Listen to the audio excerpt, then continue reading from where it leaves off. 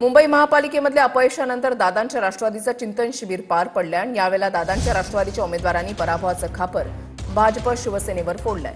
भाजपसोबतच्या युतीमधून बाहेर पडा अशी मागणी पराभूत उमेदवारांनी केली आहे। भाजपसोबतची युती तोडा, दादांच्या पराभूत उमेदवारांचा सूर। मुंबई महापालिकेतील पराभवानंतर अजित पवारांच्या राष्ट्रवादीचं चिंतन शिबिर। उमेदवारांनी पराभवाचं खापर भाजप शिवसेनेवर फोडलं। निवडणुकीत भाजपकडून ईव्हीएम सेट करून मोठ्या प्रमाणात पैशांचा वापर। भाजपसोबतच्या युतीतून बाहेर पडा, पराभूत उमेदवारांची मागणी।